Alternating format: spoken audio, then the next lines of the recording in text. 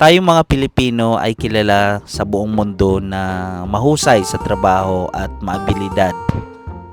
Kaya naman maraming mga employer ang normally nag-hire talaga ng mga Pilipino dahil alam nila yung quality ng trabaho natin. Papasok na nga ako nito sa trabaho kasi nga mamimit ko yung bagong helper sa shop namin. Dahil nga sa last na vlog ko ay yung helper namin sa shop na taga-India ay namaalam na nga at umuwi na sa kanilang bansa. Nasa biyahe na nga ako nito papunta sa Dubai Outlet Mall at dumaan kami dito sa Al Riga kung saan kilala ito ang Al Riga na marami talaga mga Pilipino. Pag sinabi mo kasing Dubai, Al Riga talaga ang mas kilalang street na kung saan mas maraming mga expat ang naninirahan dahil nga malapit lang siya sa metro stations. So bali magbibiyahe nga pala tayo ng mga 45 minutes papunta sa Dera to Dubai Outlet Mall. At dito nga dadaanan natin dito ang napakagandang mga landscape ng Dubai. Sobrang napakalinis talaga dito sa Dubai. Ibang-iba ang itsura nito kung nasa Pilipinas ka. Sana ganun din sa Pilipinas, no? Pagdating ko nga sa shop, nakita ko na yung bagong cleaner na pumalit doon sa umuwing taga-India. Siya nga pala si Robert, taga-Uganda. First day niya nga pala at nakitaan ko na siya na sobrang sipag ng batang ito. 21 years old, nakipagsapalaran siya dito sa Dubai para sa pamilya at mga kapatid niya. Tulad nating mga OFW, nakikipagsapalaran siya, lumalaban dito sa Dubai para makatulong sa pamilya, lalong-lalo na sa mga kapatid niya.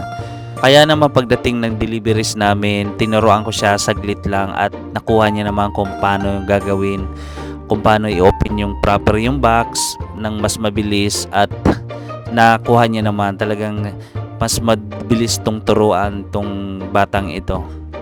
Bilib nga ako sa batang ito kasi nga sobrang dedicated siya, tapos family oriented. Lagi niyang mini-message yung mama niya, yung kapatid niya, nangangamusta siya. Pagkatapos nga naming ma-receive yung mga deliveries at ito naman ay sinasalansan na namin yung mga empty boxes para itapon niya doon sa garbage area.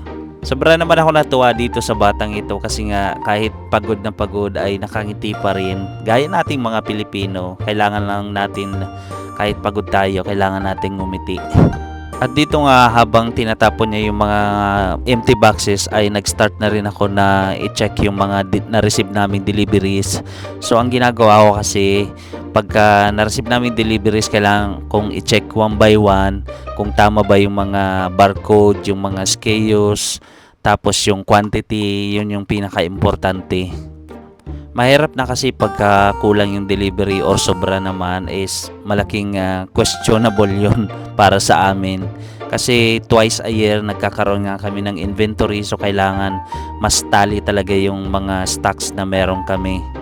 Halos isang oras nga kami ditong nag-aayos, siya naman ay naglilinis, kaya naman tulong-tulong lang talaga. So dito nga napagkatuwaan namin na nagpahula ako ng edad ko kung ilang taon na ako. So hanggang dito na lang ang vlog natin. Maraming salamat sa panonood ng ating video. So guess how old I am? You. Ay? Okay, guess how old I am. Yeah. You. 35 only. 35. 35? 35. Oh my God. More. More. Is it too much 35? Yeah, more. Okay, guess. Guess how old I am. You. Yeah. 35. No, nothing more. Guess more. More years. You are lying. No, I'm not lying. I will show you my ID. Okay, guess how old 40. I am. 40. More.